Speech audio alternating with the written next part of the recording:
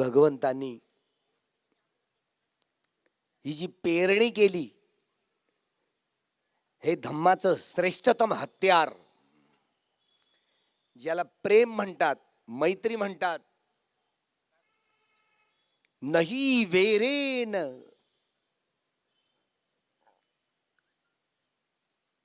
वैऱ्याशी वैरत्व करून वैर संपत नसतं. वैऱ्यावर वैऱ्याशी मैत्री करूनच वैरत्व संपत असतं. बदल्याची आग पाहिली या समाज व्यवस्थेमध्ये, वर्ण व्यवस्थेमध्ये ब्राह्मण, क्षत्रिय, वैश्य आणि शूद्र ते जन्मभेदाच्या आधारावर उत्पादन साधन आणि उत्पादन साधनाचं वितरण, उत्पादन संबंध होते. सिद्धार्थ गौतम हे क्षत्रिय कुळातले, क्षत्रिय वर्णातले, पण त्यांनी बुद्धत्व प्राप्त केलं. त्या कालखंडात ब्राह्मण वर्गाचे, ब्राह्मण वर्णाचे लोक बुद्धांना, सम्यक संबुद्धांना हरवण्यासाठी टोळ्याच्या टोळकेचे टोळके यायचे,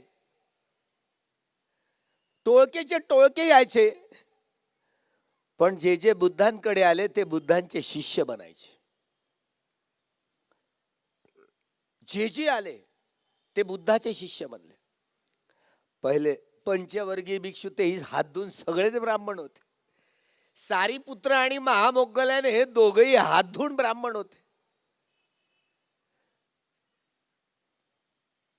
आमचा एक कविवर्य, त्या कविवर्याची आठवण झाली. भीमा, तुझ्या मताचे जर 5 लोक असते, तलवारीचे तयाच्या न्यारेच टोक असते.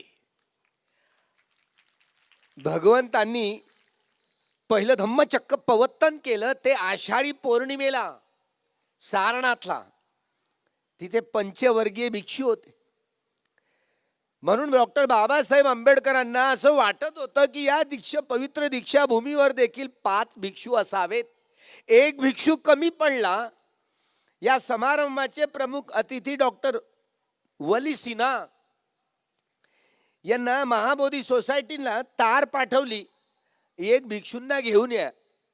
मागच्याच वर्षी ज्यांचं निधन झालं, ग प्रज्ञानंद, जे या धर्मांतराच्या सोहळ्यामध्ये प्रत्यक्ष साक्षीदार होते, त्यांना ते घेऊन आले डॉक्टर वली सिन्हा. कमीत कमी 5 भिक्षू असावेत. भगवंतांनी त्यांचा संघ निर्माण केला होता. हा धम्माचा प्रचार आणि प्रसार करण्याचा तो आषाढी पौर्णिमेला केला होता. थोडक्यात असं की या देशामध्ये प्रतिक्रांती झाली हे बाबासाहेबांना भीमा कोरेगावच्या विजयी स्तंभाजवळ 1 जानेवारी 1927 ला कळलं. इतिहासाची नवी लेखणी केवळ आणि केवळ बाबासाहेबांनाच परस्ता आली. दुसऱ्यांच्या ते अधिकार क्षेत्रातलं काम नव्हतं असं गोयनका गुरुजी म्हणत होते. गोयनका गुरुजी असं म्हणत होते, अरे बाबा साहब तो बोधिसत्व ही थे, इसमें जरा भी कोई संदेह नहीं है. 3 शरण आणि 5 सील प्रदान करून याच पवित्र भूमीवर 22 प्रतिज्ञेचे सुंदर जीवन घडवण्यासाठी ही झालर चढवली आणि सारा समाज बाबासाहेबांच्या एका शब्दावर जागरूक झाला. जे काही करायचं आहे ना ते आपल्या मनगटाच्या ताकदीवर करा, मनगटाच्या जोरावर करा. 33 कोटी देवी देवतांची पूजा अर्चा करताना कित्येक पिढ्याने पिढ्या बर्बाद झाल्या, पण एकही मायचा लाल कोणी धावला नाही, कोणी पावला नाही, सड्याच्या अंगणात कोणी उभं ठेवलं नाही. बाबासाहेबांच्या प्रतिज्ञांची कास धरत बाबासाहेबांच्या एका शब्दावर 9 करोड समाज जागा झाला, खळबळून जागा झाला. आमची आजीच या धर्मांतराच्या सोहळ्यात होती. पांढरी साडी घालून या, पांढरे कपडे घालून या, इतवाऱ्यामध्ये खमोरा पैशाला बांधून आली. हकीमीन होती. धोतर जोडी एक शिल्लक राहिली, ती सुई सुताने विणली. एवढा शेवटचा अर्ध्या मीटरचा तुकडा धोतराचा काढून टाकला. चोळीचा खण असा शिवला पांढऱ्या त्या धोत्राचा आणि मैदानात बाबासाहेब ज्या ठिकाणी होते 15 ऑक्टोबरच्या टाइम्स ऑफ इंडियाला माझ्या आजीचा फोटो बाबासाहेबांच्या जोड्यावर हात ठेवताना घाई गर्दी करायची. घरात गेली, घरी गेल्यानंतर सगळे जेवढे जेवढे दगडा धोंड्यांचे देव होते बैलगाडी सजवली, बैलांना सजवलं, बेगडं बाय बांधली, झुला बिला घुंगर बिंगर बांधले, वाजत गाजत सगळ्या देवांची भरती पोत्यात जमा केले, नद्या नाल्या शिरवून दिले, कोंबड्या जिवंत बेडवे ते सगळ्या बैल जोड्या सजवल्या, बैलगाड्या सजवल्या, जिवंत कोंबडे सोडले. आपण राज्यकर्ती जमात होतो, शेड्या मेंढ्या कोंबड्या बकऱ्यांची तुम्ही औलाद नाही. मेलेल्या गुराचं मांस खायचे. ब्राह्मण लोकांनी एवढा आरडाओरड केला होतंय, डॉक्टर आंबेडकर आहे ना, तुमचा धंदा पहा ना, हा धंदा कसा बसा भेटला तुमच्या नशिबानं, तो बा तोही धंदा हिरावून घेतात. बाबासाहेब बोलले, मी अतिरिक्त माझ्या पगारातला माझ्याकडनं 500 रुपये देतो, तुम्ही धंदा करा ना, आमच्या लोकांना कशाला सांगताय. या पारंपरिक हे धंदे हे जाती व्यवस्थेच्या कायद्याने वाटले. यालाच मनुस्मृतीचा कायदा या देशात प्रतिक्रांती झाली. देवानाम पियदस्सी सम्राट अशोकाचं पळना तू शेवटचा धम्मराजा. हा धम्मराजा म्हणजे सम्राट बृहद्रथ. बाबासाहेब आंबेडकरांनी 25 डिसेंबर 1927ला मनुस्मृती जाळली. स्त्री म्हणजे पाप, मोक्षाच्या मार्गातील धेंड, पाप योनी. एवढ्या मोठ्या बांगड्या होत्या हातात तेव्हा, आपल्या सगळ्या लंबाडींसारख्या एवढ्या मोठ्या बांगड्या होत्या. बाबासाहेब 24 डिसेंबरच्या भाषणात म्हणाले, उद्या हा सगळ्या बांगड्या फोडून यायच्या. दुसऱ्या दिवशी पांढरे कपडे घालून यायचे. मनुस्मृती जाताना जेथे जवळकर मंडळी ही म्हणायची, ब्राह्मणेतर चळवळीची, महात्मा फुल्यांची मंडळी. डॉक्टर आंबेडकर, तुम्ही कशाला ब्राह्मणाला बोलवता. सहस्त्रबुधे या ब्राह्मणाला बोलवून एक एक मनुस्मृतीचं पान काढलं आणि स्वाहा नमन नमन नमन नमन स्वाहा मनुस्मृती जाळली. ब्राह्मणाला कशाला बोलवायचं. ब्राह्मणेतर चळवळ मात्र यशवंतराव चव्हाणांना भीक देऊन, मुख्यमंत्री पदाची लालच देऊन ही सगळी ब्राह्मणेतर चळवळ घशात घातली, ब्राह्मणवाद्यांनी गिळंकृत केली. मात्र बाबासाहेब सावध राहिले. हे काँग्रेस हे जळतं घर आहे, जे जे त्या घरात गेलं ते जळून खाक झालं. 26 जानेवारी 1950ला मनुस्मृतीचा कायदा तुटून बाबासाहेबांनी भगवान बुद्धांचा कायदा दिला. न्याय, स्वातंत्र्य, समता आणि बंधुभाव जे प्रियंबल मध्ये दिसते, बाबासाहेबांच्या या संविधानाच्या प्रस्तावनेमध्ये दिसते की जिथे सगळ्या न्याय, स्वातंत्र्य, समता आणि बंधुभाव या आधारावर अशी समतामूलक समाज व्यवस्था निर्माण करण्यासाठीच हे संविधान आहे. दिल्लीला काही शेंडीवाल्यांनी, काही ठाकूर लोकांनी ते संविधान जाळलं. त्यांच्यावर सेडिशनचं कलम नाही लागू पडत का, सांगा ना तुम्ही.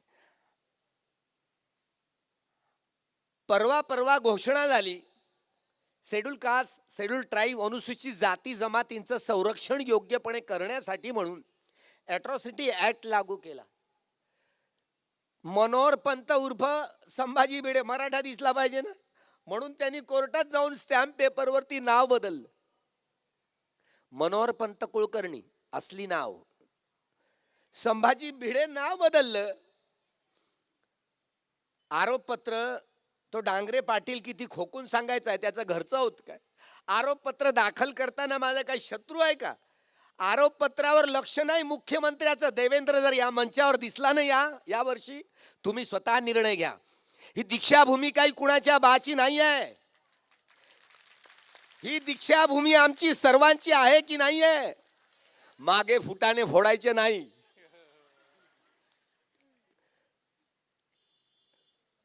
मला वाटत होतं नागपूरकर मंडळी खूप ताऊन सुलाखून निघालेली आहे. ताऊन निगडीचं प्रवचन 18 तारखेचं संपवलं. सकाळच्या फ्लाईटनी आलो.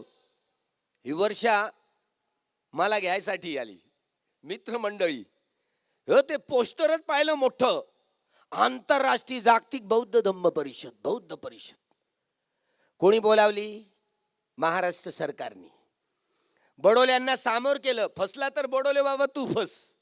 कुठल्याही सरकारांना शासकीय पातळीवर सांस्कृतिक कार्यालयातर्फे, सांस्कृतिक मंत्रालयातर्फे, सामाजिक मंत्रालयात मदत देता येते, पण स्वतःहून इनिशिएट घेऊन नेतृत्व करत अशी आंतरराष्ट्रीय कुठल्याही धर्माची संमेलनं कायद्यानुसार बोलवता येत नाही.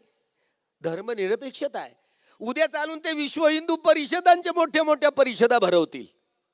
बळीचा बकरा झाला तर बडोल्याला बनवतील. पाहिलं त्या पोस्टरवर अखिल भारतीय भिक्षू संघाचे अध्यक्ष संघानुशासक भदंत सदानंदजी महास्तवी. कळलं ना काय चाललंय?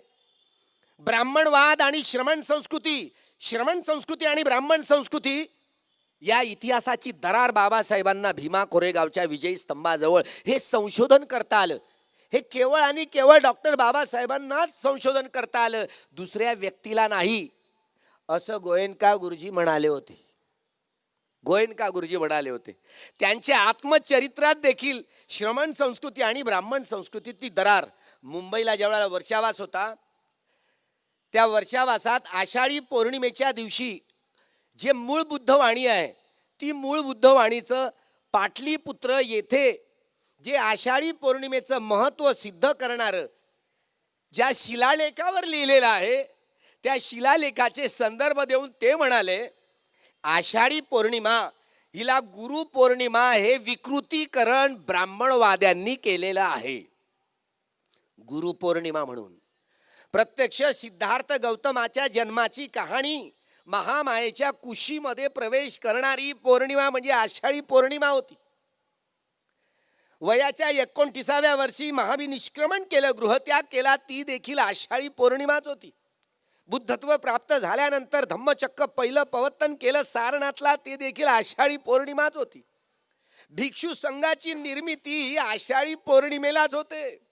भगवंतांचे आणि भिक्षू संघाच्या वर्षावासाचा प्रारंभ हा देखील आषाढी पौर्णिमेलाच होतो. या पाचही घटना भूतकाळातले, वर्तमानातले व भविष्य काळातले जेवढे जेवढे सगळे सम्यक संबुद्ध होणार आहेत, त्या सगळ्या सम्यक संबुद्धांच्या कालखंडात सभ्ये बुद्धा समसमा, सगळ्या सम्यक संबुद्धांच्या कालखंडात या पाचही घटनात एक समान असतात. म्हणून धम्मचक्क पवर्तन दिवस म्हणून या आषाढी पौर्णिमेला हे साऱ्या जगभर मोठ्या हर्षोल्लासानं साजरा करायचे. मोठ्या हर्षोल्लासानं पंढरपुरे या महाराष्ट्राचं नाक 25 डिसेंबर 1954 देहू रोडच्या मूर्तीची प्रतिष्ठापना करताना बाबासाहेब या जम्बूद्वीपामध्ये 2000 लेणे आहेत आणि या 2000 लेण्यांपैकी एकट्या महाराष्ट्रात 1500 लेणे आहेत. याचा अर्थ असा आहे, कुणबी, तेली, कोळी, माळी, लोहार, सुतार, चांभार सगळ्या जाती उपजातींचे सारे लोक नाग लोक होते प्राचीन काळातले, आणि सगळे भगवान बुद्धांच्या धम्म संस्कृतीचे वारसदार होते. या देशातले मुस्लिम असोत, ख्रिश्चन असोत, हे बाहेरनं नाही आले, आपलेच नातेवाईक जवळचे, जातीच्या जाचामुळे त्रासून त्यांनी धर्मांतर केली. हे घडलं या देशात.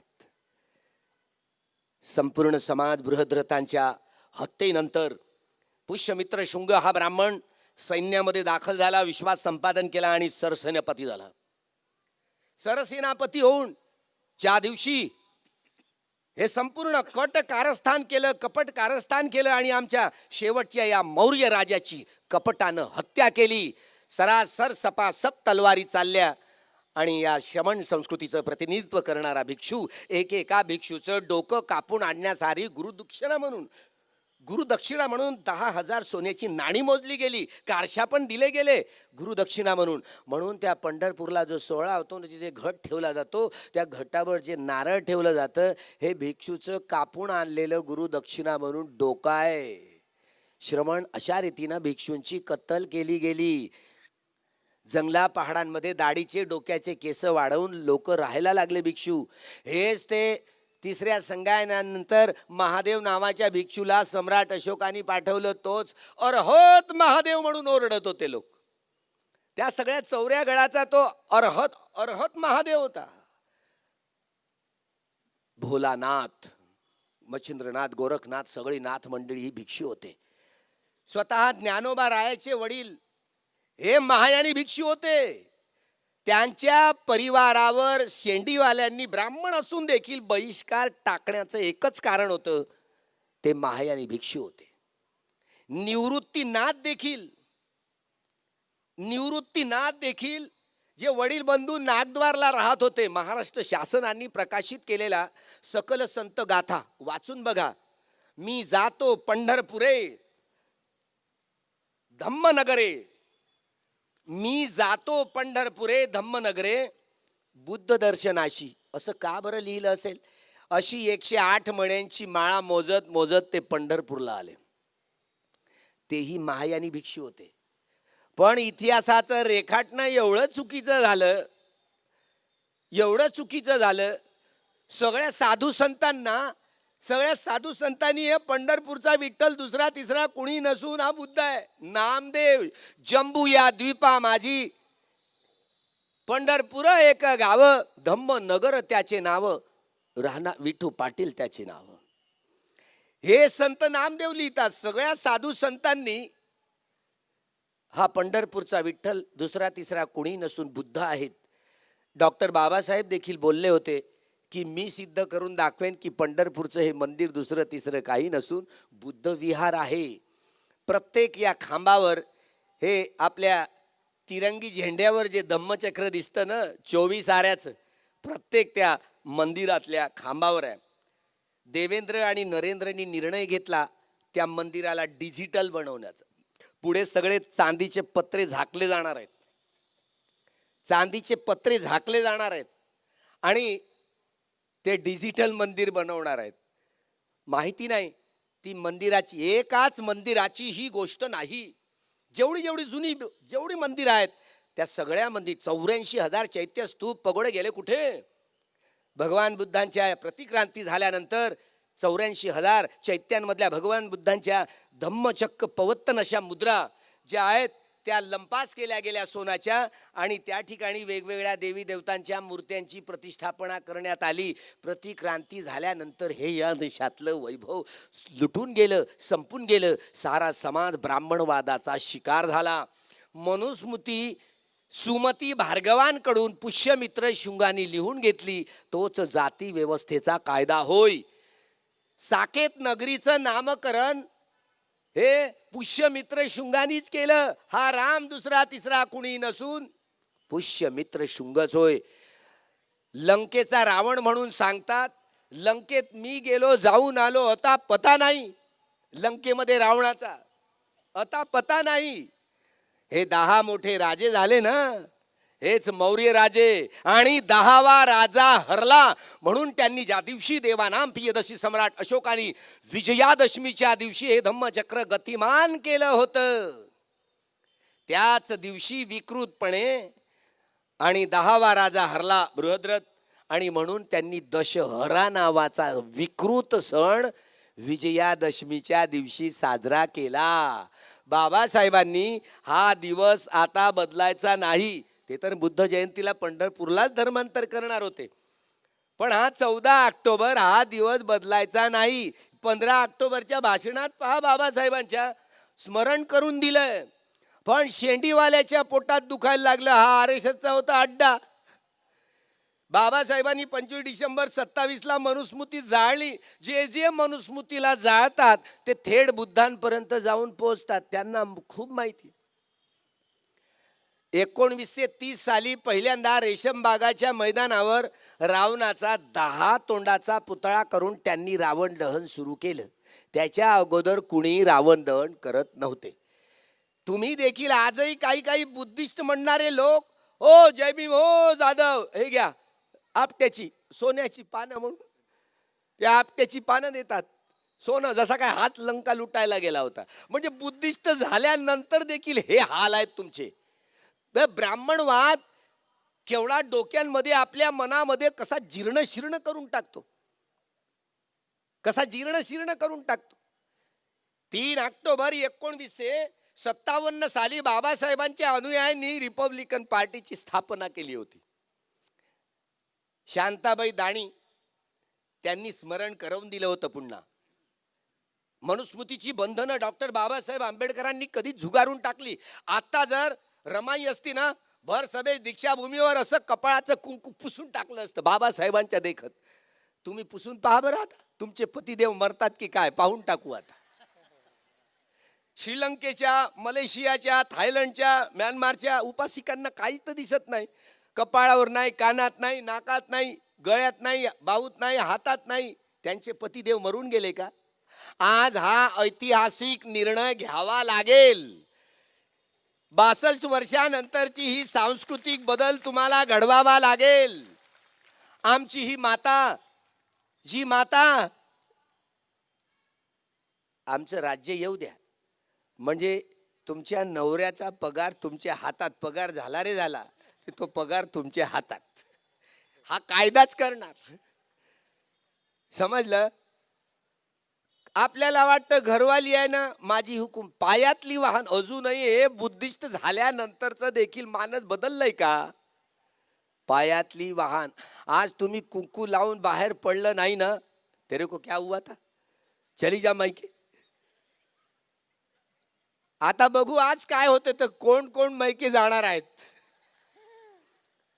डॉक्टर बाबासाहेब आंबेडकर ती ओरडून ओरडून शांताबाई दानी बोलल्या. 3 ऑक्टोबर 1957 रिपब्लिकन पार्टीची स्थापना झाली. महिला मेळाव्यात बोलल्या. कपाळाचं कुंकू, कानातली टापसं, बिर्या, नाकातली नथनी मुकळे, गळ्यातली पोत, बाहूतले बाहुटे, हातातल्या बांगड्या आणि पाटल्या, पायातली जोडवी आणि पट्ट्या, ही मनूची बंधनं आहेत. तुम्ही म्हणतात सौंदर्य आहे. माणसाला काही सौंदर्य नाहीत ना, हे सगळं माणसाच्या अंगावर टाकून द्या. तुम्ही मनूची बंधनं घेऊन घ्या. माणसांना काहीच बंधन नाही. आमचं राज्य येऊ द्या, म्हणजे एक सळाक गरम करून अशी लासवून टाकू, म्हणजे ओळख पटेल. दुसरं लग्न केलं की नाही माहिती पडते. दुसरं पत्नी जर मेली, सोडून गेली, तर दुसरं लग्न केलं तर माहिती तरी पडेल की नाही, ओळख करता येईल. पुरुषांसाठी ओळख नाही. लहानपणी ती वडिलांच्या कब्जामध्ये, लग्न झाल्यानंतर ती नवऱ्याच्या कब्जामध्ये, आणि नवरा मेल्यानंतर मुलांच्या कब्जामध्ये. गुलाम म्हणून जन्म घेते ही आमची माता माऊली. गुलाम म्हणून जन्म घेते, गुलाम म्हणूनच जगते आणि गुलाम म्हणूनच मरते. हे आमच्या मातेविषयीच नाही, सारा शूद्राती शूद्र समाज, एकेकाळचा हा ब्राह्मणेतर समाज, हा नागवंशी समाज भगवान बुद्धांच्या धम्म संस्कृतीचा वारसदार होता. गुलामांना त्यांच्या गुलामीची जाणीव करून द्या, म्हणजे ते बंड करून उठतील. बाबासाहेबांची ही घोषणा पहिल्यांदा महारांची मन टटोलायची होती. नाशिकमध्ये 13 ऑक्टोबर 1935 येवल्याला सभा बोलवली महारांची परिषद. जन्म घेणं हे माझ्या हातात नव्हतं, पण जगणं आणि मरणं माझ्या हातात आहे. चुकूनही कधी या ब्राह्मणवादी तुरुंगात मी जगणार नाही आणि मरणार नाही. त्यांनी त्यांची ही भीम प्रतिज्ञा याच पवित्र दीक्षाभूमीवर तब्बल 21 वर्षानंतर परिपूर्ण केली. जे या धम्म क्रांतीचे साक्षीदार आहेत, बाबासाहेबांनी तुम्हाला काय दिलं? ते बोलले, आम्हाला स्वातंत्र्य दिलं. सामाजिक गुलामगिरीतून या बेड्या तोडायच्या असतील तर धर्मांतर करा. भगवान बुद्धांच्या सद्धम्मानच साऱ्या जगाचं कल्याण होणार आहे, दुसरा कुठलाही मार्ग नाही आहे. या निष्कर्षावर बाबासाहेब पोहोचले.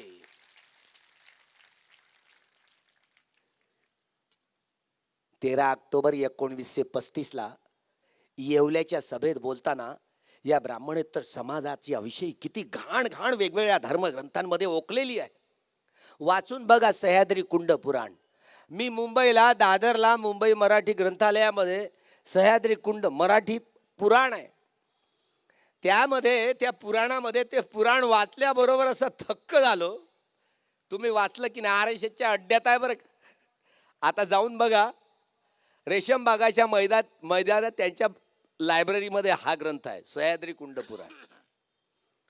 काय लिहिलंय बाबासाहेबांनी? हे दाखले 13 ऑक्टोबर 1935 येवल्याला दिले. हा कुणबी समाज, कुळवाडी समाज, कुळावर जगणारा समाज, हाडाची काळ रक्ताचं पाणी करून या देशाला जिवंत ठेवणारा, जगवणारा, पालन पोषण करणारा समाज, एकेकाळचा नागवंशी समाज, भगवान बुद्धांच्या धम्म संस्कृतीचा वारसदार समजला जाणारा समाज गुलाम झाला, गुलाम म्हणून जन्म घेतोय, गुलाम म्हणूनच जगतो, गुलाम म्हणून मरतो. गुलामीची जगण्याची सवय झाली. काय लिहिलंय त्या कुणब्यांविषयी अजून कुणब्यांनी वाचलं नाही. काय लिहिलंय? कुणबटम, धसकटम, अक्कल थोडी आणि बायको विकून घेतली घोडी. गेला तर रुमण्याशीन, नाही तर आला तर ढोमण्याशीन. अरे, एकेकाळचा हा आमचा नागवंशी समाज, भगवान बुद्धांच्या धम्म संस्कृतीचा वारसदार गणला जाणारा समाज, या समाजाविषयीची अशी टिंगल टवारी ज्या धर्मग्रंथामध्ये केलेली असेल, तो धम्मग्रंथ जाळून टाकला पाहिजे असं बाबासाहेब बोलले. आजही आमचे मामा मोहन भागवत सकाळी उठल्याबरोबर सगळ्यांची तोंड पाहतील, पण नरेंद्र मोदीचं तोंड पाहायला तयार नाही, कारण तो तेली आहे. सकाळी उठल्याबरोबर सगळ्यांची तोंड पाहावी, पण तेल्याचं तोंड पाहू नये असा तो धर्मग्रंथ म्हणतो. काय झालंय आमच्या तेली समाजाच्या लोकांना? एकेकाळचा तेली समाज बांधव हा भगवान बुद्धांच्या धम्म संस्कृतीचा नागवंशी वारसदार समजला जाणारा समाज अज्ञानात आहे, अविद्येत आहे. गुलामांना त्यांच्या गुलामीची जाणीव करून द्या, म्हणजे ते बंड करून उठतील. यासाठीची धम्मयात्रा निघालेली. मांग महार कुसाच्या बहार, कशी घाण ओकली आहे त्या धर्मग्रंथात. सोनार सख्या बहिणीची खाणार, गोंड गोवारी जात बोहारी. गोंड गोवारी हेकड माना, आंबील पाहून शिवला डोना. माना माणुसकीत नाही आणि डुक्कर सरकशीत नाही. धनगर कोळी माळी सुतार चांबार लोहार कलार ढिवराची धुटी आणि अटकला बोटऱ्या जाशील कुठे. ब्राह्मण तर जाती उपजातीची नुसती टिंगल टवाळी करणाऱ्या म्हणींचा तो संग्रह होता. म्हणून बाबासाहेब बोलले, गुलामांना त्यांच्या गुलामीची जाणीव करून द्या, म्हणजे ते बंड करून उठतील.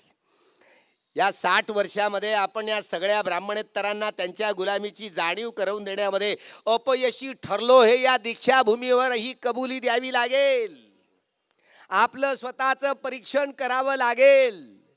या ब्राह्मणेतर लोकांना हे नागवंशी होते, त्यांच्या इतिहासाची जाणीव करून देण्यामध्ये आपण अपयशी ठरलो, हे कबुली द्यावी लागेल. या पवित्र दीक्षाभूमीवर एवढी वर्ष झाल्यानंतर भगवंत म्हणत, नाही वेरे नवेरानी. 30,000 सैन्य, या जाती व्यवस्थेची एवढी पीडा की राज्य उलथावून पाडणारे पूर्वीचे हे महारच असू शकतात. शिवाजी हा मराठा होता असं म्हटलं जात. आता महार मराठा, चांबार मराठा, कोळी मराठा, कुणबी मराठा, या अर्थानं तोही मराठा. लखुजी जाधवाचं नाव ऐकलं ना? सिंदखेड राजामध्ये जुनी डायरी बघा, लखुजी महार असं लिहिलेलं आहे. लखुजी जाधव, लखुजी महाराची पोरगी, ही महारींचं पोर.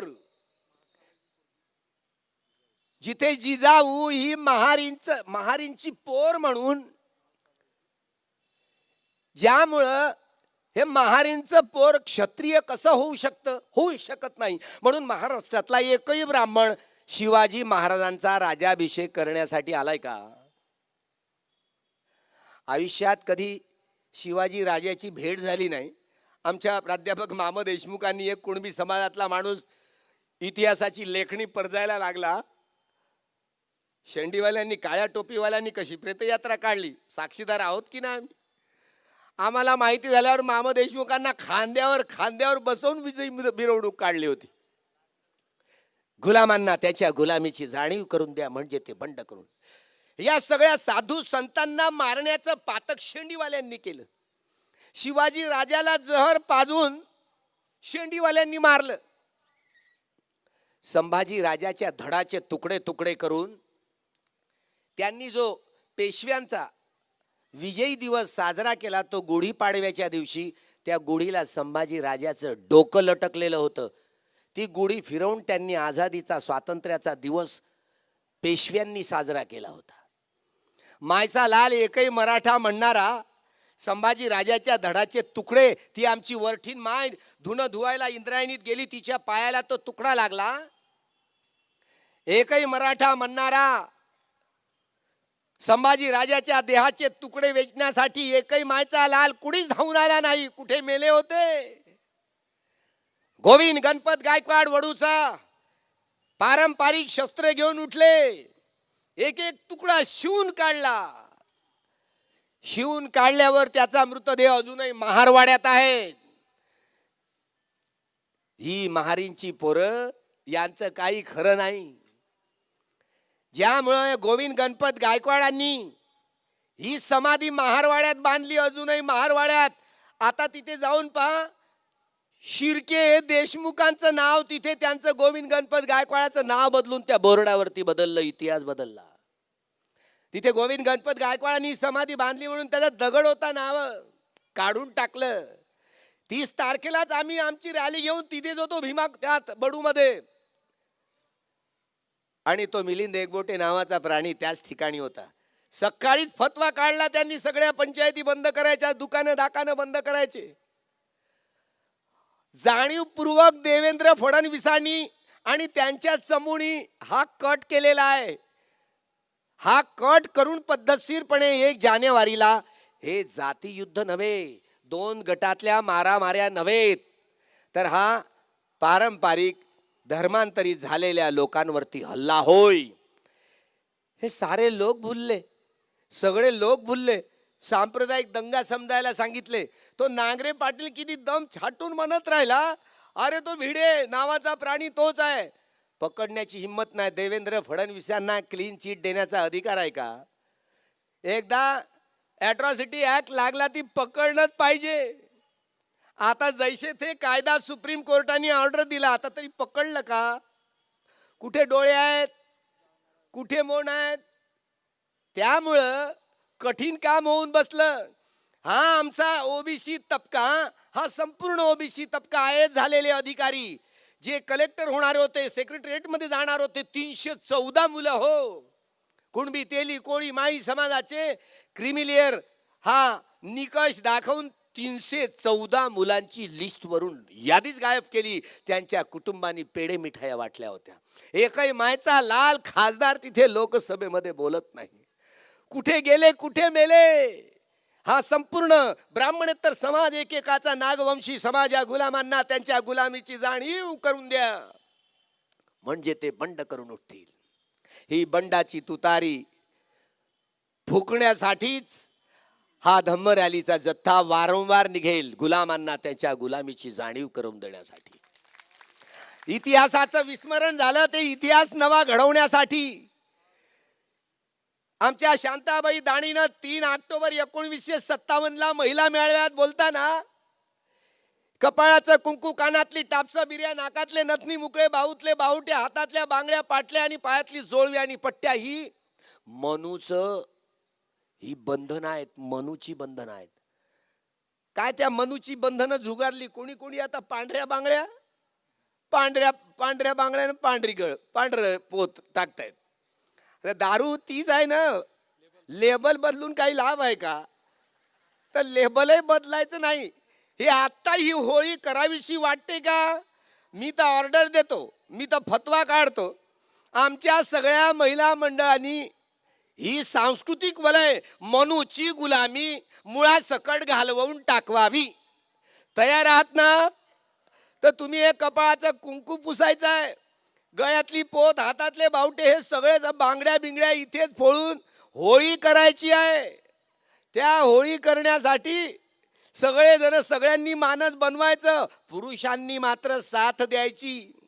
नाहीतर तुम्ही संध्याकाळी मला जाम आहे की मेरे नाम का ये, अरे मनूची बंधनच विकारली, धुतकारली तुमची नाही. उलट अधिक पतीवर प्रेम करायला शिकाल. जी जी व्यक्ती मनूच्या बंधनातून, पाशातून मुक्त होते, नाही वेरे न वेराणी समंती दकुदाचरण अवे रेनेच संमंती एस धम्मो सनंतनो. दादासाहेब गायकवाडांनी आपली साडी बाबासाहेबांना मागण्यासंबंधीची विनंती केली होती. बाबासाहेब म्हणत, सारेच लोक मला बाबा बाबा म्हणतात, म्हणून ती डॉक्टर सविता कबीर, तिच्याशी लग्न केलं. डॉक्टर माझ्या शेवटच्या आयुष्यात कमीत कमी माझी सेवा तरी करू शकेल. नातं जोडलं ना जावई सासऱ्याचं, नातं जोडलं की नाही. त्यामुळं हा कुटील डाव बाबासाहेब, गांधींची हत्या गोडशांनी केली, बाबासाहेबांना काही आनंद वाटला का? आनंद वाटला का? तर जावई सासऱ्याचं नातं बाबासाहेबांनी जोडलं, काही वाईट केलं का? बरं तुम्ही हे तोडणार आहेत की जोडून ठेवणार मला सांगा. तुम्ही हे आता कन्फर्म करतो, तुम्ही आता तोडणार आहेत नातं की जोडणार आहेत? तुम्ही घरातले नवरा बायको असले तरी आजही बुद्धिस्ट म्हटले जाणारे तरी दोन नवरा बायको घरी एक नाही आहेत. आहेत का? नाही आहेत. हा मनात राग द्वेष मोह अहंकार ज्यामुळे तू मैं भांडी घराघरात युद्ध आहे. हिंदू असोत, बौद्ध असो, जैन असो, शीख असो, यहुदी असोत, मुस्लिम असो, सगळ्या देशातले काळे की गोरे असो, सगळ्या घराघरात युद्ध सुरू आहे. तुम्हाला मैत्री करता येत नाही. मैत्री याचंच नाव प्रेम. प्रेम करता येतं का? मला नाही वाटत प्रेम करता येईल. तुम्ही हिरा रांझा लैला मजनूचं त्या प्रेमाला प्रेम, ते तर मिथ्या प्रेम आहे. आत्महत्या करून मरणारं प्रेम हे मिथ्या प्रेम आहे. त्यामुळं या मिथ्या प्रेमाच्या पाशात अडकून राहू नका. अहं अवेर हो मी, अभयापजा हो मी, अनिघो हो मी. मी खरंच वैररहित आहे का? द्वेषरहित आहे का? की क्रोधरहित आहे का? विपश्यना या कम्मठाणाचा अभ्यास केल्यावरच तुम्हाला या मैत्रीच्या तरंगाची जाणीव होते. केवळ शब्द मैत्री मैत्री प्रेम हा शब्द वापरून तुम्हाला हे वरवरची मैत्री करता येईल. अंतर्मनानं बाह्य मनानं केलेली मैत्री तुम्ही आपल्या स्वभावावर उतराल आणि मारापिटी कराल. तुमचं प्रेम गेलं. त्यामुळं जे अंतर्मनातनं अनित्यबोध, दुःखबोध, अनात्मबोध जागवून या शरीराचं आणि मनाचं सगळं संपूर्ण विश्लेषण, संश्लेषण, विघटन, विभाजन करून पाहिलं. हे तरंगही तरंग आहेत. वस्तू घन द्रव वायू रूपात असली तरी तरंगही तरंग आहेत. हे जसा बल्ब आहे ना, या बल्बमधून कसा प्रकाश पडतो तसं हे शरीरातले हे धर्मतरंग असतात. धर्मधातूंच्या आधारावर जे बाहेर पडायला लागलेत त्याच धम्म धातूंच्या आधारावर हे मेत्ता धातूंमध्ये, या मेत्ता धातूंच्या आधारावर मैत्री केली जाते. एवढं सायंटिफिक आहे. पण हे तुम्ही ज्यावेळेला विपश्यना या कम्मठाणाचा अभ्यास कराल तेव्हा ही मैत्री समजेल. दूषित चित्त ठेवून तुम्ही क्रांती घडवून आणली. जशी मार्क्सवादी, लेनिनवादी आणि माओवाद्यांनी जी क्रांती घडवून आणली, चीनची क्रांती फेल पडली, रशियाची क्रांती फेल पडली. म्हणून डॉक्टर बाबासाहेब आंबेडकर म्हणायचे, किती वर्ष तुमची डिक्टॅटरशिप आपलं तर येत राहील? कामगार वर्गाची, सर्वारा वर्गाची तानाशाही किती वर्ष राहणार आहे? हे किती वर्ष राहणार आहे? बाबासाहेब बोलले, कुठलीही हुकुमशाही ही माणसांचं अकल्याण करणारी असते. ही सायंटिफिक नाही आहे संकल्पना. त्यामुळं रिपब्लिकन डेमोक्रेसी या प्रजासत्ताकीय लोकशाहीचे आपण साक्षीदार आहोत. बाबासाहेबांनी म्हणून मनूचा कायदा जाळून भगवान बुद्धांचा या कायदा या देशाला संविधानाच्या रूपात दिला आणि संविधान जाळण्याची मोहीम देखील झाली. त्यांच्यावर आता सेडिशन लागेल का? पूर्ण पेशव्यांचं राज्य हेच महार उद्ध्वस्त करू शकतील. म्हणून यांच्या गळ्यात गाडगी आणि कमरेला झाडू बांधले. या विरुद्धची मोहीम पेशव्यांना मिळाले. सिद्धनाथ महार भेटले. सिद्धनाथ महार भेटल्यानंतर तुम्ही आमच्या गळ्यातले गाडगे आणि कमरेचा झाडू सोडताय की नाही? पेशव्यांनी नकार दिल्यानंतर शत्रूचा शत्रू म्हणजे मित्र, लढाईतलं हे गणित असतं. इंग्रजांची साठगाठ केली. 30,000 सैन्य एका बाजूला, दुसरीकडे 500 महार सैनिक.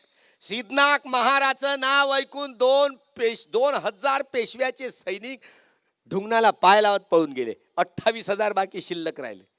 एका महासैनिकांनी 56 सैनिकांचे तुकडे तुकडे करून टाकले. एवढी क्रूर लढाई झाली. म्हणून या गळ्यातली गाडगी आणि कमरेचा झाडू गेला. पुन्हा हे 2019चं युद्ध तुम्ही हारले की तुमच्या गळ्यात गाडगी आणि मळके आलेच समजायचं. ओबीसींचं काही खरं नाही. त्यांच्यामध्ये जाग बीग आली ना तर तुमचंही फावलं आणि ओबीसींचंही फावलं. जर त्यांनाही जाग आली नाही, तुम्हाला एकीकरण करण्याचं साध्य झालं नाही, तर तुमच्यासारखे नकटे नाही असा इतिहास कोरू नका. बाबासाहेबांनी एकी करायला सांगितली. ह्या एकीचं बळ हे सर्वांचं संपूर्ण जेवढा उन्माद झाला असेल त्या उन्मादाला दडपून टाकण्याची ताकद बाबासाहेबांच्या लेकरांमध्ये आहे.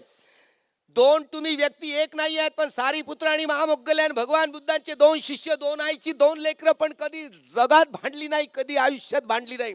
बोधी ज्ञान माणसाला तुटलेल्या माणसांची मन जुळवणार असतं, जगाला युद्धाची नाही. हे बोधी ज्ञानाच्या आधारावर भिक्षूंमध्ये मारामाऱ्या होत. भिक्षून त्यावेळेला पेट्या ठेवल्या जात आणि लाकडाचे ओंडके ज्याला शलाका म्हणत असत त्या शलाका ठेवल्या जात आणि त्या शलाका ठेवून बहुमताने निर्णय घेतले जात. ही रिपब्लिकन डेमोक्रेसी आहे. मी माझे गुरु भगवान बुद्धांचा हा विनय पिटकातनं हे मी दालन उघडलेलं आहे. न्याय, स्वातंत्र्य, समता आणि बंधुतेची संपूर्ण पवित्रता. विनय पुटकातून दोन तुटलेल्या माणसांची मन जोडायची कशी. हा विनय पिटक केवळ भिक्खू भिक्खुणींचा, उपासक उपासिकांचा, केवळ भिक्खू भिक्खुणींचा ग्रंथ नाही आहे. उपासक उपासिका, भिक्खू आणि भिक्खुनी यांचा परस्पर संबंध स्पष्ट करणारा ग्रंथ आहे. व्यक्ती व्यक्तीतला संबंध दुरावा तो दूर करणारा ग्रंथ आहे. बोधी ज्ञानाच्या आधारावर हा विनय निर्माण झालेला आहे. म्हणून धम्म विनय हे माझे उत्तराधिकारी आहेत असं बाबासाहेब बोलले. राहुलला उत्तराधिकारी केलंय का? नाही ना. धम्म आणि विनय म्हणून भगवंतांनी कुणाला अधिकारी केले? राहुलला नाही. तिकडे महाकाश्यपांकडे बोट दाखवलं. महाकाश्यप उत्तराधिकारी होणार. त्यामुळं हे संगणक असतं, हे कम्प्युटर असतं. हे कम्प्युटरची तुम्हाला हे कळतं फक्त भौतिक जग तपासण्याची ताकद आहे. एवढंच. अग्नी, वायू, जल आणि पृथ्वी धातूंच्या अणु रेणू परमाणूंचा या संपूर्ण संगणकातनं तुम्हाला पता लागतो.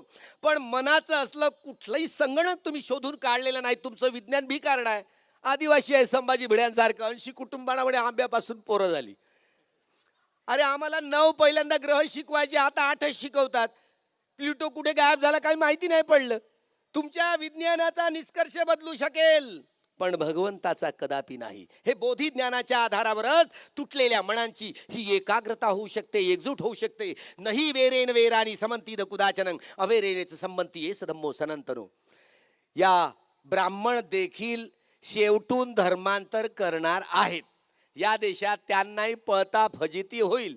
जे जे पळून गेले ते पळून जातील, पण जे जे ब्राह्मण जे राहिले त्यांना तुम्ही मारून टाकणार आहात का की नातं जोडून ठेवणार आहात?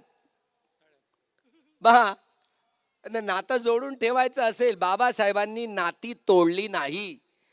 म्हणून 25 डिसेंबर 27ला मनुस्मृती जाळली. तर जो मी ब्राह्मणत्वाविरुद्ध लढाई आहे माझी, ब्राह्मण व्यक्ती विरुद्ध नाही. त्यामुळे हा आशय समजून घ्या. एकूणच जो जे ब्राह्मण आहेत, नरेंद्र दाभोळकर तोही तर ब्राह्मणच होता, पण ब्राह्मणवादाविरुद्ध बोलणारा त्यांना माणूस ब्राह्मण असला तरी त्यांची हत्या करण्यात त्यांचा डाव. त्यामुळे नरेंद्र मोदीलाही मारून टाकतील, तेच नाव दुसऱ्यावर येईल, हेच मारून टाकणार आहेत आणि हे सजावट गडकरींच्या घशात घालणार आहेत. म्हणून गडकरी या देशाचा, जर त्यांचं सरकार आलं तर गडकरी या देशाचा पंतप्रधान बनेल. तुम्ही गडकरीला हरवून टाकण्याची तुमची ताकद राहिली तर तुमचं हे नागपूर नगरी सजली समजायची. गडकरी जर पराभूत झाला तर ब्राह्मणवादाचा हा संपूर्ण शिकंजा आहे तो निश्चितपणे हरेल. हा ब्राह्मणेतरांचा संयुक्त मोर्चा जसा जसा होईल आणि ब्राह्मणेतरांचा हा संपूर्ण एक कोमी गडकरींच्या विरुद्धात तुमचा उमेदवार राहिला. जशी भिक्षू संघ मारामाऱ्या करत, पण या आपलं मत, याला छंद म्हणतात, छंद इद्दिबा छंद म्हणजे आपलं मत टाकणं, तुटलेली मन जोडणं. हे ब्राह्मणेतरांचं नागवंशीय इतिहासाच्या आधारावर, धम्म संस्कृतीच्या आधारावर ही मन जोडण्यासाठी तुम्ही आपला रिश्ता जोडावाच लागेल. तेव्हा ही ब्राह्मणवादाविरुद्ध, भांडवलवादाविरुद्ध आणि साम्राज्यवादाविरुद्ध प्रखर लढाई लढता येईल. त्यामुळे ही अंतर्बाह्य लढाई लढताना मनुस्मृतीचं बंधनं तुम्हाला झुगारून द्यायची आहेत. किती जणी तयार आहेत? हात वर करा, नाही तर तुम्हाला बंधनं नसली पाहिजेत. आता जी तुमची कपाळावरचं कुकू सगळे जे घेऊन या आणि इथे ठेवून द्या. जे टोपले घ्या तुमच्याजवळ, तुम्ही बसूनच राहा, त्या टोपल्यामध्ये जमा करा.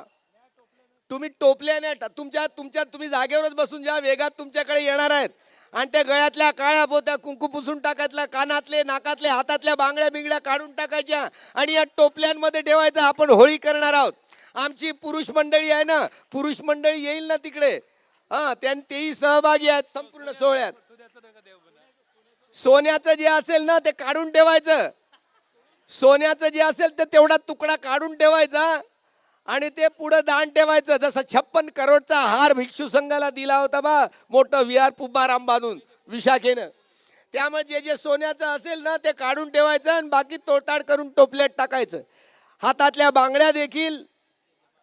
आणि इथेच होळी करून या सांस्कृतिक क्रांतीला धडा शिकवायचा. 3 ऑक्टोबर 57 साली रिपब्लिकन पार्टीच्या महिला मेळाव्यात बोलताना शांताबाई दाणी बोलल्या होत्या आणि त्यांनी त्यावेळेला हातातल्या बांगड्या काय, कपाळाचं कुंकू पुसवून घेतलं, बांगड्या तोडायला लावल्या, हे लायसन बिसन तोडायला लावले.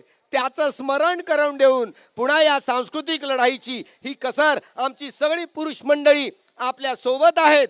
ते काहीही म्हणणार नाही याची खात्री घ्या. आमची सगळी ते काही म्हणतील तरी दुसऱ्या दिवशी तुमचं टक्कल करून तुम्हाला भिक्षुनी बनवून 2 दिवस ते किचन रूम मध्ये राहतील, किचन रूम कडे पाहतील आणि पुन्हा ते तुमच्या वाटेवर येणारच आहेत. तुमची त्यांना आठवण होणार आहे. त्यामुळं हा संपूर्ण जथ्था बाबासाहेबांची लेकरं साऱ्या जगात फिरून सारं जग धम्ममय करण्याचं बल ही केवळ आणि केवळ बाबासाहेबांच्या लेकरांमध्येच आहे. नागपूरच्या लोकांना आपली मुलं मुली नागपुरात ठेवायची नाही. देशाविदेशात घेऊन बुद्ध आणि त्यांचा धम्म हा ग्रंथ पाठवायचा. सोबत मुलांना पाठवायचं. ज्या ज्या देशात तुमची मुलं मुली जातील भगवंताचा हा धम्म घेऊन जातील. सारं जग सारा जम्बूद्वीप बुद्धमय धम्ममय करण्याचं जे कार्य जे बाबासाहेबांनी तुमच्या आमच्या शिरावर जे दिलं ते पूर्णत्व करण्यासाठीच आपलं जीवन आहे. याची साक्ष असू द्या या पवित्र दीक्षाभूमी बोलताना. या संपूर्ण आपला जन्म बाबासाहेब आंबेडकरांचं अपूर्ण राहिलेलं स्वप्न पूर्णत्वास नेण्यासाठीच आपला जन्म आहे.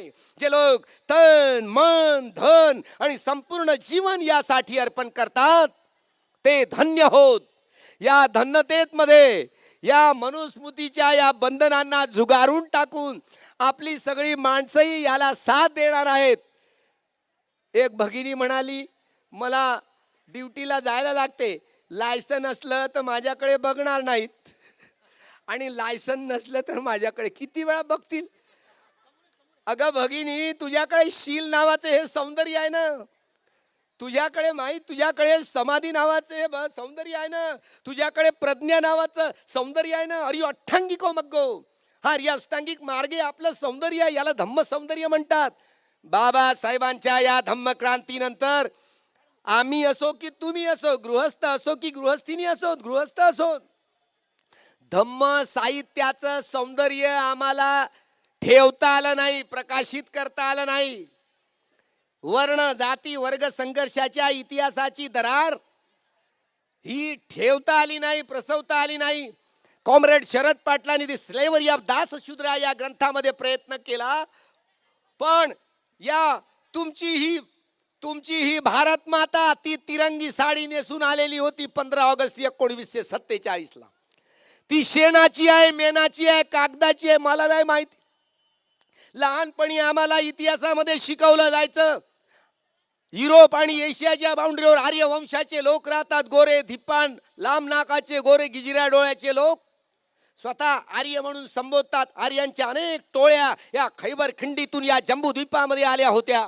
त्यापैकी भरत नावाची टोळी होती. त्या भरत नावाच्या पराक्रमी टोळीवरून या देशाला नाव पडलं. भारत हे ब्राह्मणी संकल्पना आहे. विदेशी नाव आहे की देशी? विदेशी.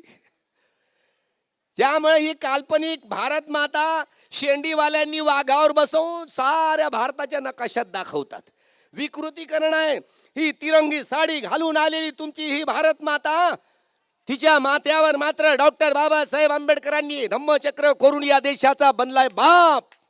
या देशातले 130 करोड लोक झुकून सलाम करतायत, नमन करतायत, वंदन करतायत या भगवंताच्या धम्मचक्राला. पण तुमची संसद आंधळी लंगडी बैरी, तिला मारलाय लखवा. 70 उलटून गेली तुमच्या या स्वातंत्र्याची, तरी मात्र या चक्राचा अर्थ तुमच्या संसदेला कळला नाही. कोणता दिवस येईल समजावण्याचा मला नाही माहिती. एवढी आंधळेपण. घटनेचं 21वा कलम म्हणतं मूलभूत अधिकार डॉक्टर बाबासाहेब आंबेडकरांनी यासाठी दिला होता की हे संपूर्ण राज्य हे काँग्रेसवाले ब्राह्मणवादी भांडवलवादी आणि साम्राज्यवाद्यांचे हस्तक आहेत. यांच्याकडून रिपब्लिकन समाजव्यवस्था प्रजासत्ताकीय लोकशाही राबवली जाणार नाहीत. घटना कितीही चांगली असली तर राबवणारे लोक हे जर चांगले नसतील तर तो घटनेचा दोष नसतो.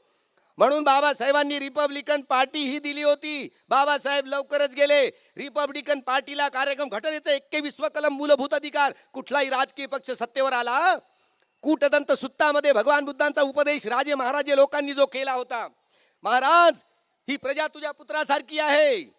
तुझ्या पुत्राचे अन्न वस्त्र निवारा शिक्षण आणि आरोग्याच्या संपूर्ण गरजा भागवतोस. ही प्रजा तुझ्या पुत्रासारख्या सगळ्या जमीन आणि सगळे कारखाने सगळे उद्योग राज्याच्या मालकीचे करावे. सगळ्या लोकांचे अन्न वस्त्र निवारा आणि संपूर्ण शिक्षणाच्या आरोग्याच्या संपूर्ण गरजांची पूर्ती करावी. हाच उपदेश एक घटनेच्या 21व्या कलमामध्ये नोंद झालेली आहे. तुम्ही भुलला आहात.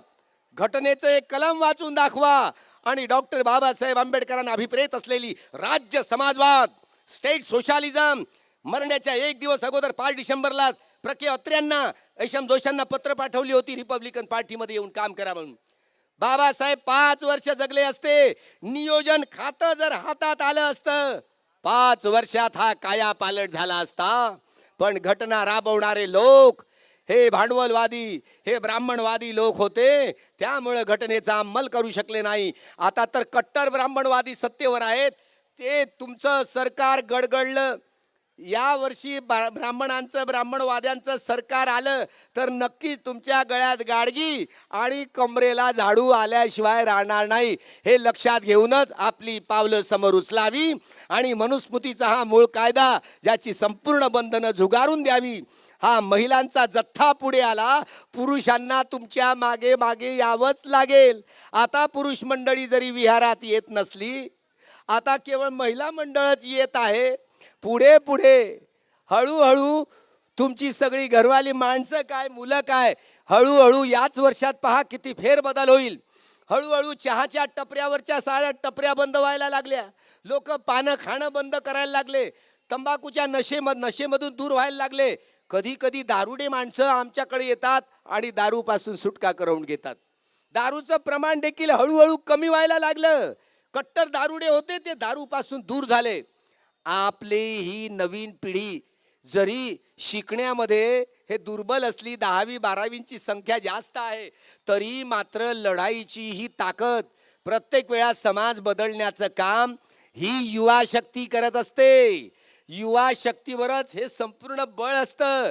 त्यामुळे या युवकांनी सामोरे यावं, भिक्षू संघामध्ये दाखल व्हावं. येणारा काळ हा शमन संस्कृतीचा काळ आहे, प्रज्ञा युग आहे. या प्रज्ञा युगामध्ये सगळ्याच गुलामीची बंधनं सगळ्या बेड्या तळातळ तोडून टाकण्याचं धैर्य हिम्मत युवा शक्तीमध्ये असतं. जय भीम हे केवळ ओठावर असून चालत नाही, ते अंगा प्रत्यंगामध्ये असायला हवं. त्यामुळे ही जळजळ असू द्या. या बदलासाठी जे तन मन धन आणि संपूर्ण जीवन अर्पण करून सारं जग धम्ममय करण्यासाठी हे बल वृद्धिंगत हो. खूप मंगल हो, खूप मंगल हो, खूप कल्याण हो. बुद्ध धम्म संघाच्या या अंतर्बाह्य युद्ध जिंकण्यासाठी हे संपूर्ण अंतरलढाई हे आपल्या चित्तातली कामतृष्णा भावतृष्णा विभव तृष्णांवरती मात करून ज्यांनी कमीत कमी श्रोतापन्न सकदागामी अनागामी फलापर्यंत तरी पोहोचले, तरीही मात्र या संपूर्ण युद्ध जिंकण्यासाठी मोठे परिश्रम करावे लागतील. खूप मंगल हो, खूप कल्याण हो.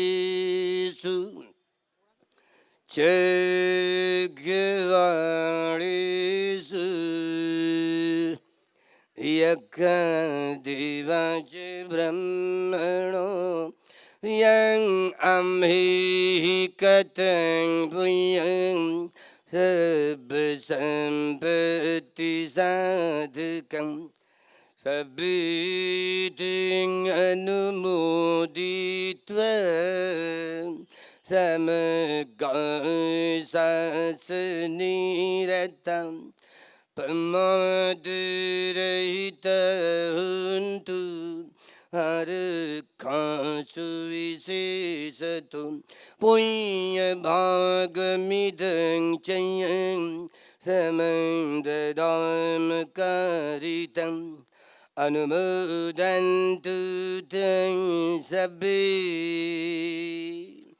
मेदिनी तत् सखी के भवेतु सर्वमङ्गलं भवेतु सर्वमङ्गलं भवतु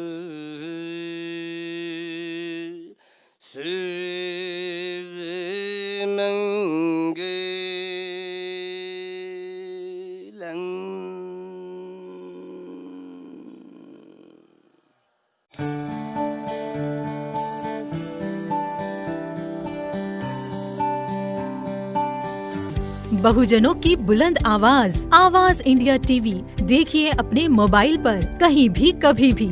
आज ही आपके एंड्रॉइड मोबाइल के प्ले स्टोर से आवाज इंडिया टीवी का ऐप डाउनलोड करें और देखिए आवाज इंडिया टीवी के लाइव प्रोग्राम आपके मोबाइल पर।